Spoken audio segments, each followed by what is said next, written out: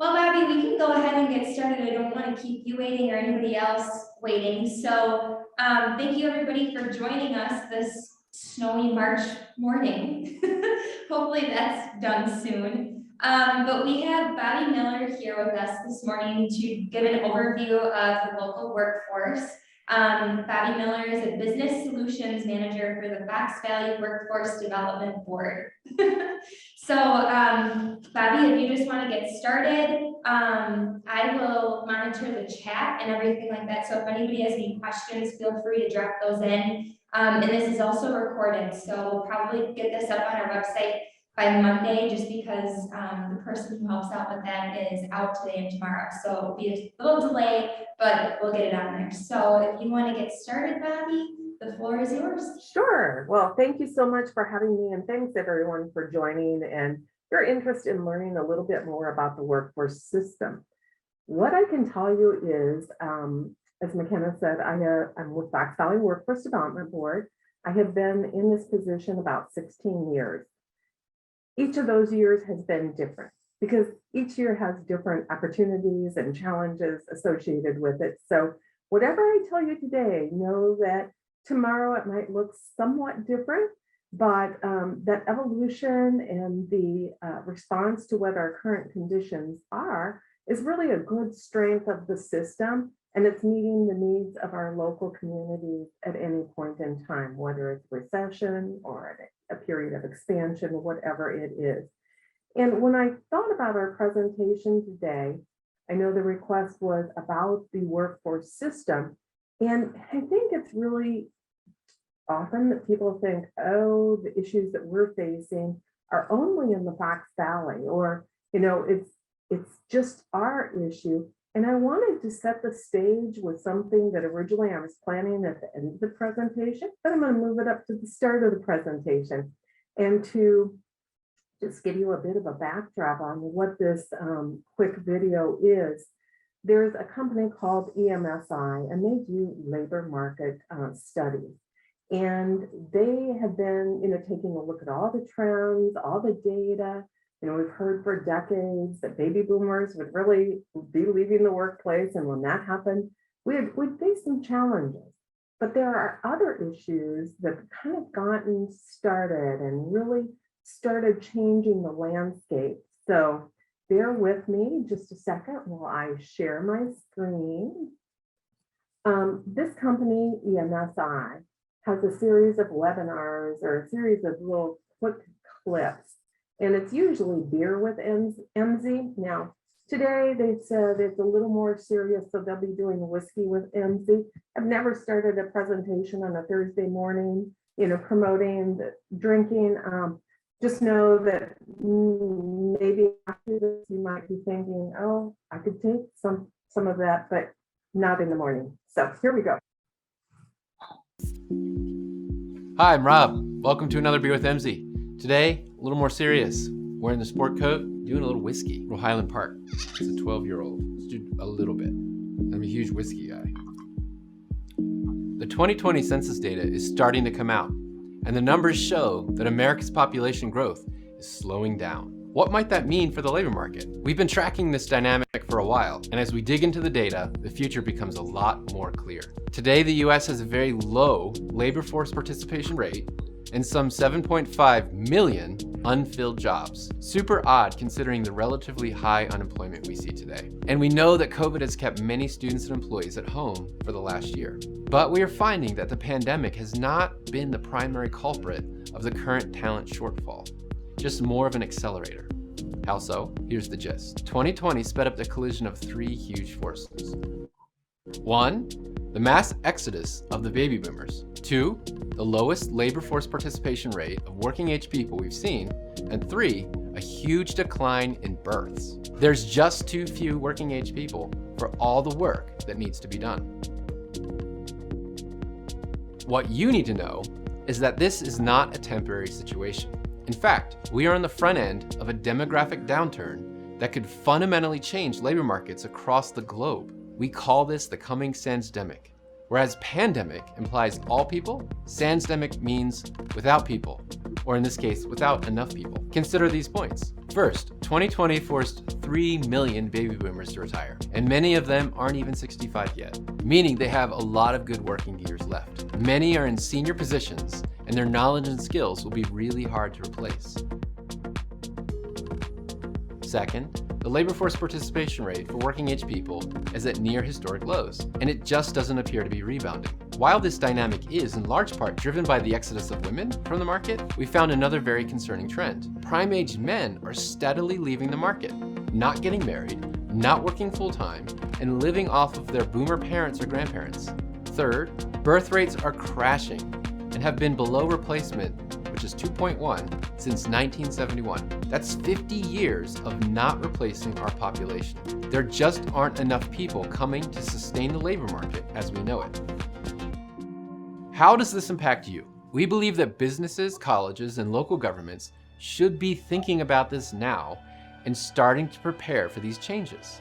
At Emsi, our focus is on helping our clients understand the data so you can develop a strong people strategy. Organizations that build that strategy now will be better suited to weather the coming sandstorm.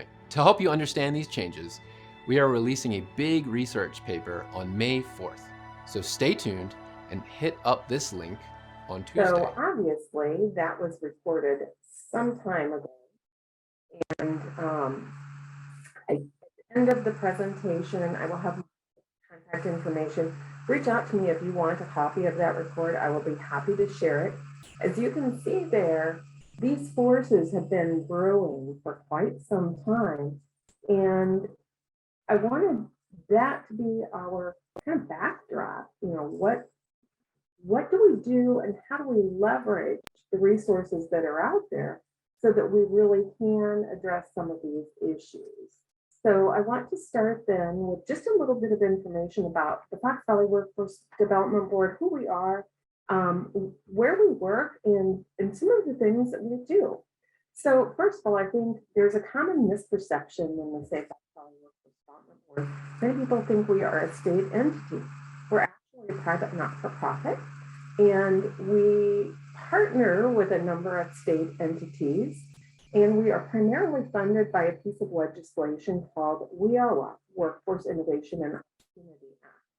So that is federal funding that flows through the state of Wisconsin, and then it's distributed to a number of boards across Wisconsin.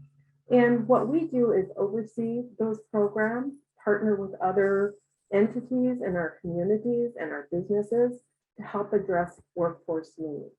So this is what the state map looks like, and we are commonly known as WDA4.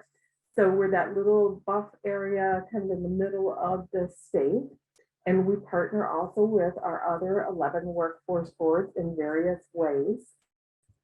That designated area for us serves the counties of Calumet, Fond du Lac, Green Lake, Wapaka, Waushara, and Winnebago.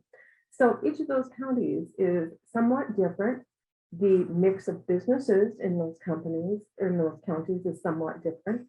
And we want to have our services for the people that we work with, if we offer training to and things like that, to be somewhat nimble, that when they complete a program or when they finish their services through the workforce system, they're able to get happily employed by some of those companies in their area. And who we typically work with, if we think about the job seekers, our CEO, Anthony Snyder, often lumps them into three groups, and it's the 3 U's. So the unemployed, those who don't have jobs right now. And that might be different than the people receiving an unemployment benefit, right? Because there are unemployed people who aren't necessarily eligible for unemployment benefits. There's the underemployed, the person who might be working a part-time job or have intermittent hours. They might be not earning enough money to sustain their family lifestyle. And then sometimes we have job seekers who are just saying, you know, I've been doing this for a while. It's not a great fit for my skill set. I'm looking for something else. So these are the 3 U's that we were talking about. who might come in and seek services. And then our mission as a workforce board is to work collaboratively in our communities to create and sustain a fully engaged, talented workforce for tomorrow and beyond. That implies also that it would be for today because we want people employed fairly soon after services. So what are some of the things that we and our partners do in the workforce system? Many people have heard about job centers, and in our area, we have 2 job centers. Currently, the Fond du Lac Job Center is available by phone or by appointment. In Menasha, we jointly run that job center with the Bay Area Workforce Development Board because they've got Outagamie County. So that's a jointly run job center, which is a little bit unique. And we are open Monday through Thursday, 9 to 4 for walk-in traffic. We also recommend that people give us a call if they want to schedule something in advance. That's always a good idea these days. And then services are also available in Fond du Lac and Oshkosh in their libraries. And that we're just getting launched right now. So there'll be a little bit of an evolution with that. I will say during the pandemic, our services were primarily by phone and virtual. So, getting back in person and getting all the services that we typically have available to people and companies has taken a little bit of time, and we're doing sort of a stepping into relaunching all of those services. Within those job centers, then, we have many partners, and Job Service is the team that you might see when you go into a resource room. If someone has recently applied for unemployment, they go through some sessions that they're learning about job search and relaunching their career search. So Job Service takes the lead on a lot of that. They will also work with, if there are foreign trade issues with a mass layoff, they'll work closely with that impacted group, get them ready for new careers in our area. The Office of Veteran Employment Services is one of many entities around our communities that work with veterans. And what's really nice about them is that they partner with all those other veteran service agencies that are available. So when I'm working with Jeff Murphy, who's my counterpart at OVES, he'll send information out to all these other community partners, and he'll help spread the word about some of the things that we're doing. So an example of that would be last week we had a Fox Cities employment fair, and he was making sure that all his counterparts of the other agencies were aware of that so they could tell job seekers. And another entity that's in those job centers is Department of Vocational Rehabilitation, or DVR. And what's really unique, I think, with them is that when we say vocational rehabilitation, sometimes people are thinking, oh, that person must be on Social Security. Well, they may or may not be receiving SSDI, but DVR services are much broader than that very narrow population that's currently receiving Social Security disability insurance. So just another way to reach out to some of those people who still are job seekers, but maybe not fully employed at the level that they desire to be. And then we also partner with technical colleges, chambers, economic development, our partners at Forward Services, which include FSET, Food Share, and those kinds of state-operated services. So for job seekers who come into a job center, some of the things that they might be looking for would be job search assistance. And we've had times where we've had mass layoffs and someone has worked at the same company for 30 years, but they're still only 48 years old. They don't necessarily, they haven't had a job search, in those 30 years, and searching online is totally foreign to them.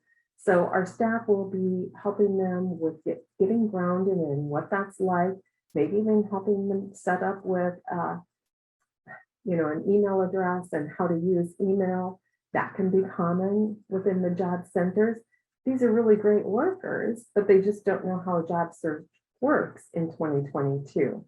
So that staff assistance is really important to help them succeed in their search. We also always recommend that job seekers and companies use jobcenterofwisconsin.com. That's the state's labor market portal.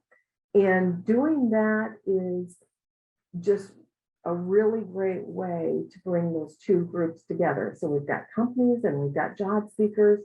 Let's find out, let's bring them together so that they can succeed. And then, as I mentioned, we do job fairs. In addition to the larger community job fairs that we do at the job centers, they have many job fairs about once a month. And we'll have a couple of times where we take those to some of our other counties. So that's one level of support that we give to job seekers. But then there's a whole nother level of support in career advising and finding out what they might want to do for their next career. And that can lead someone then into being eligible for some other services. And coming into a job center, anybody can do, they can use those computers, they can access the printers. Eligibility-based services take many different flavors, if you will.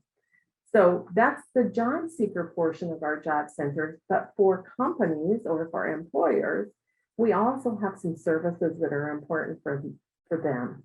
The Employer of the Week highlight at the Menasha Job Center, getting that relaunched. Again, that was one of those things that was put on hold during the pandemic. We assist employers with recruitment, and that can take a few different flavors. So I just mentioned that we support employers to post all their jobs on jobcenterofwisconsin.com. Once they're posted, they've posted their positions there, they can search for candidates that meet their hiring criteria. We allow them to come in and be present at those mini job fairs, and then we also encourage them to attend our larger community events. Within the job centers, once we know about a company expansion or something like that, we can share that information with the career planners and case managers that work directly with job seekers, and that just helps spread the word. We also think that labor market information is very important for companies making their decisions and also for job seekers as they're looking at their next career. So we'll help people navigate the labor market information that is available. And then we like to have collaborative events and training when possible. So I mentioned that WIOA, or Workforce Innovation and Opportunity Act, is kind of that overriding legislation that funds a large portion of the workforce system. I want to dive just a little bit deeper into what WIOA can do beyond coming in and accessing a job center. And these types of programs that you see on the screen right now are eligibility based for dislocated worker and adult and youth. So someone comes into a job center, and for dislocated workers, no fault of their own, they have become unemployed because of a layoff or a downsizing. They would meet that eligibility requirement, and then they could look at services like additional training, tuition and book assistance, what sort of other job assistance or case management they might need. Once they are eligible, then that case manager or career planner follows them through the programming that they will receive, and then follows up with them after they've launched a career, just so that we know what their outcomes have been. The youth or adult program is also something that aligns with people who are 18 or over. It is a somewhat broader category, and those career planners are the only ones that can tell you, are you eligible or not? But for anyone who is unsure, I would say go to a job center, have some conversation with our team, find out what you might need to do to move your career forward. And then for the youth program, we're predominantly serving youth who are out of school and below at 24 or under. And we're helping them address the barriers that they might have to achieving sustainable employment or education. So those individuals might be getting a GED. They might be doing a work experience. It's very hard for someone who's young, who has never been in the world of work, to know what it is like to work on a production line or to be in logistics, right? So that work experience can help them learn just a little bit more about the job, what's required on the job, start to be trained for that, and hopefully that work experience then is a soft handoff to the company to just hire that individual after they've completed the work experience. So our other WIOA funded partners oversee their respective services. They also sometimes have training and other opportunities that are available. The only way that you know if you are eligible is, again, to just go into a job center and talk to our team. WIOA also allows us to do some outreach. We call this business services. That's the team that I work on. And there we promote job centers, partner services, other resources that exist for companies. Many times we see that individuals have no clue who a particular company is. Might be a manufacturer that's on the industrial side of town. They aren't on a major thoroughfare. And so job seekers have maybe never even heard the name of the company, but there are great positions at that company. There's great opportunity for that individual to advance and succeed in a career path. And once we help educate job seekers about these opportunities, it just is one step closer to getting them into employment. And as we saw in that video earlier, we're going to have to be looking at anybody who's on the sidelines right now and figuring out how to get them gainfully employed. So if you took nothing away from that video, it's how will our companies be engaging so that we're getting those job seekers successfully launched into careers. There are times that we're working very closely with economic development in technical colleges on company expansions. We've got really strong industry sectors in our area. So think IT and transportation and manufacturing. And many times people don't know a whole lot about those careers. So we support those industry sector initiatives because they really do the bulk of the work in talking about their industry and the occupations that are included. And that helps getting people inspired and moving forward. For our local companies, we have been very successful in partnering on a number of Wisconsin Fast Forward grant applications. And since that program launched a few years ago, we're probably close to about $2 million that we have brought to our area from those state funds. I get a little bit greedy when it comes to Fast Forward. That money is going to be distributed somewhere. We really want it in the Fox Valley. So oftentimes we're working with companies to help them write or administer those grants. And then other services that our partners have, and there are many, I can't list everything here, but recently DDR launched a Windows training program, help companies learn more about how to be more inclusive in their workplaces and welcoming people who might be have all sorts of backgrounds. So that's a little snapshot about WIOA, and WIOA also has this rapid response element to it. Rapid response is when we have a major layoff. So, we've recently seen in the news that Smuckers will be closing late this year. They're in Ripon, but that commute pattern, certainly includes coming to Oshkosh for work or other areas within our region. So we'll be working closely with that company and their employees to help the employees transition to something new. A few years ago, we had Brilliant Iron Works. There were 300 people at that company, and working with them to really launch a search when many of them had been very tenured at that company is always very rewarding. and the individuals appreciate that assistance. The company also appreciates that assistance because these are employees that they've worked with for years and years, and they want the very best for those employees going forward. So that's a quick snapshot of WIOA, but it's not the only thing, it's not the only program that we work with.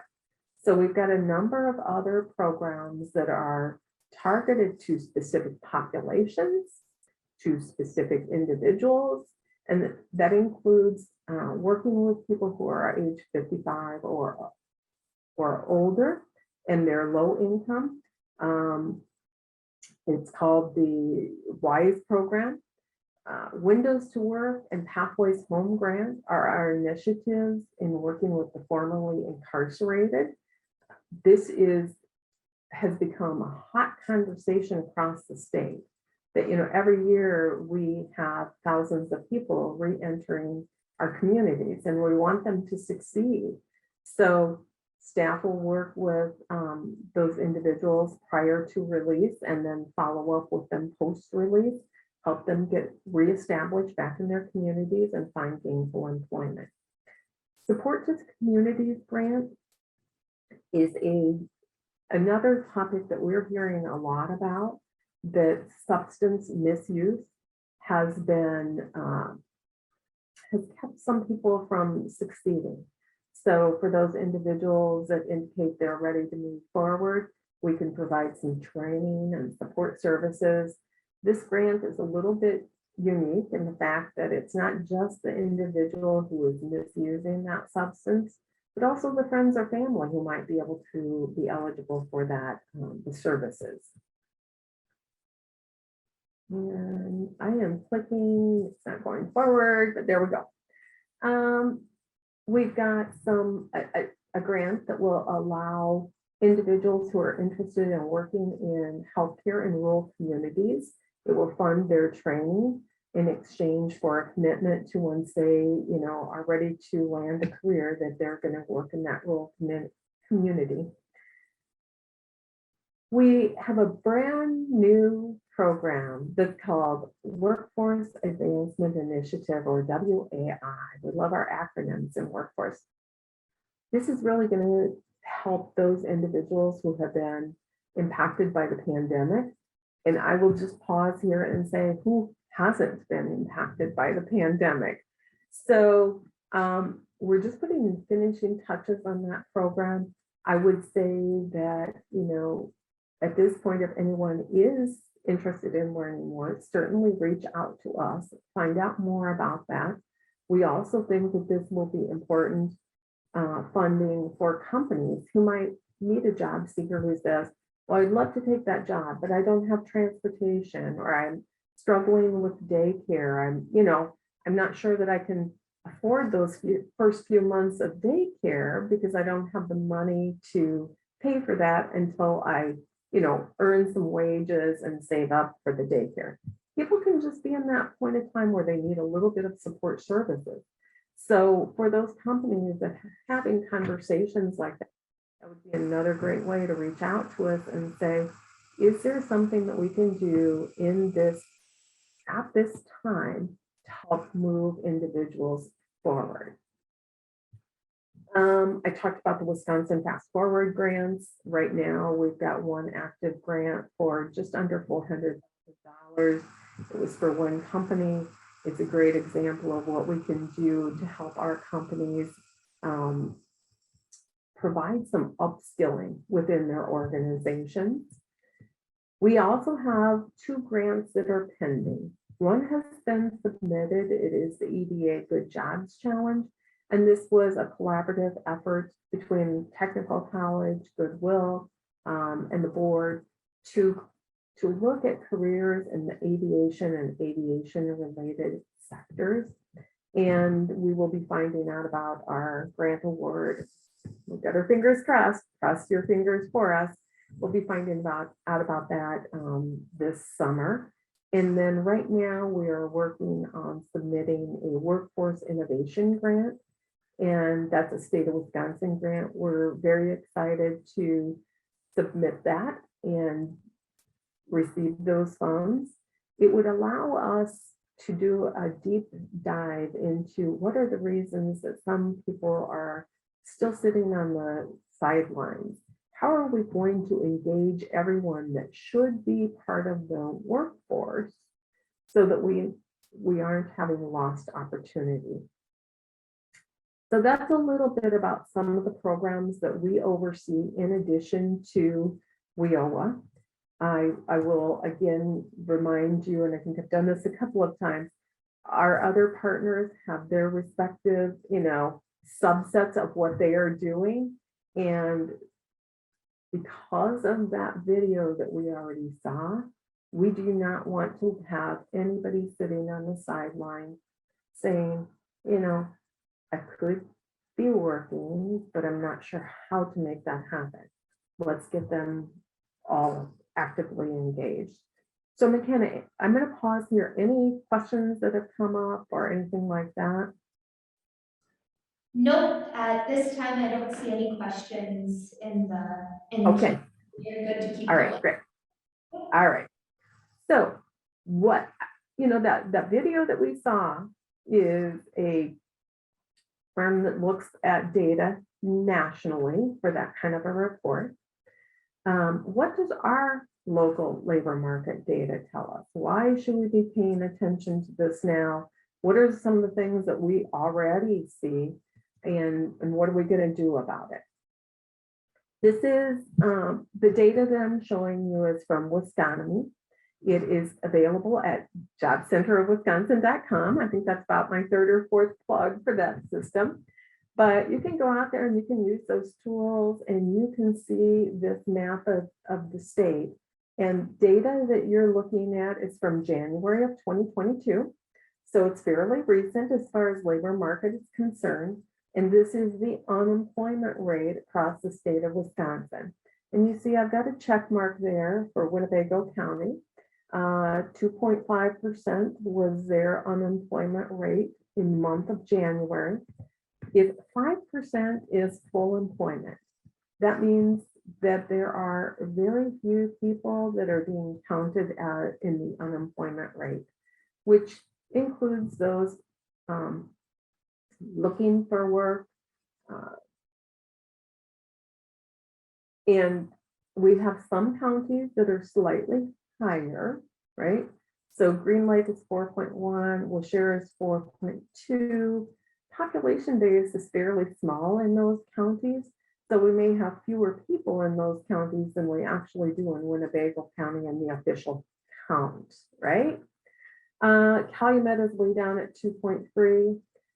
This is a theme that continues to be perplexing, right?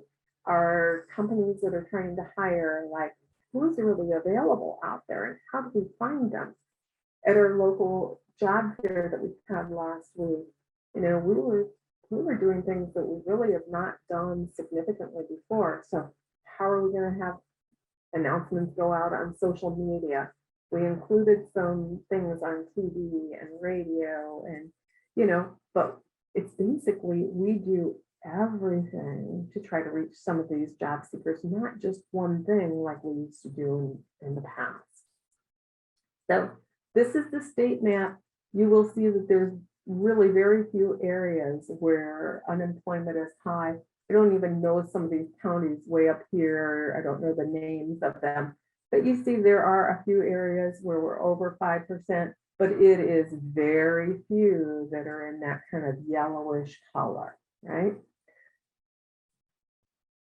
And just another way of looking at our unemployment, again, if 5% is full employment, statistically speaking, we haven't been above that level, with the exception of the pandemic, for a very long time.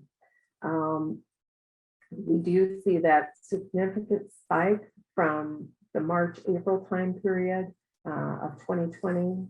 Then by July, we were already right back down below that full unemployment rate. And we see how low it got in 2021. And we're starting 2022 right here at this little dot. Time will, continue to show us what that trend line looks like. But those are the realities that we're facing right now in regards to the official unemployment numbers. Another good way to look at this data, there is a JOLTS report. It stands for Job Openings and Labor Turnover Survey. And this just gives us that look of at what point have we had more openings, that's the blue line, than we have unemployed people. And really we see that started happening all the way back in the 2015 time period. There were a couple of times where we might have had more job seekers or more unemployed, but it's been very few and far between, with the exception of that very quick spike at the start of the pandemic, which quickly fell in our area. And I will say that I have never seen a spike in the number of people unemployed like I had during 2020. And you know, at the time that was happening, we didn't know how quick or long that spike would continue. We're just very grateful that we saw it decrease very quickly. And again, this data is also available at jobcenterwisconsin.com. Just click Wisconomy, and then you'll follow some of the links to get to that report. And in that video earlier, it talked about the labor force participation rate that nationally it's been following through historic lows. This is what we see for the Fox Valley region. And we see that we are also following a downward trend overall. Historically, we've had very high participation. And, you know, this is troubling, and that's part of the reason that we want to take that much deeper dive into who might be in the sidelines, right? So, a couple of quick things for you to think about, and I apologize that I can't see your reactions. I can't see any questions at this point. If you've got them, know that you can reach out to me, have a follow-up conversation. I'm more than welcome, willing to have more conversation with you about this. If you are not in our workforce area, I will refer you to one of my colleagues in another workforce area. I'm happy to do that. Happy to get you connected to our partners over at DVR and the veteran groups. Whatever I can do to get you connected in this very difficult time, I'm willing to help you do that. So next week, there is a session in Wisconsin Dells, and I need to put a plug in about this, called TDCon 2022. We've got a day and a half of really great speakers talking about the current state and the future state of what's happening in the workforce, right? And what are we going to do to solve some of those problems? Again, we hear that people are struggling with transportation to work. We hear that people are struggling with daycare. We hear that people are unsure about what careers are really available in an area. As a workforce board, we are always very cognizant that the training that we give individuals should align with the jobs that are available in our area. We want that individual to be successful once we've made that investment in training. And then Wisconomy, I've talked about this several times. That's where those local slides came from. A lot of good data there. This is very important for you as you're having your strategic meetings, as your team is talking about what do we need to do to help move our companies forward successfully, right? How are we going to leverage this workforce system? If there are tools and connections that could be used to help us solve some of the problems, Wisconomy can help you make that business case to your leaders and your teams. And then on that side, one thing that I did not include here, but for every county, there is a county profile. And the 2021 county workforce profile is sitting out there. There are nuggets of information, again, as you and your team are thinking about what will we do in the future. This is the kind of thing that you need to be looking at. It's one thing to look at national data and think that, oh, that really doesn't align with us. This particular report will help you see some of the current local trends. And then finally, I mentioned that EMSI video that we watched at the very start, that there is a report out there about this demographic drought. If you email me, I will certainly make sure that you get a copy of that full report. And it is thought-provoking. And I think it made everyone at the workforce board and some of our partners really do stop and think about that. Who are we missing? What are the trends that might be bubbling under the water that we can't see, right? And I will say finally, that analogy of what's happening under the water kind of what makes me think about the workforce system.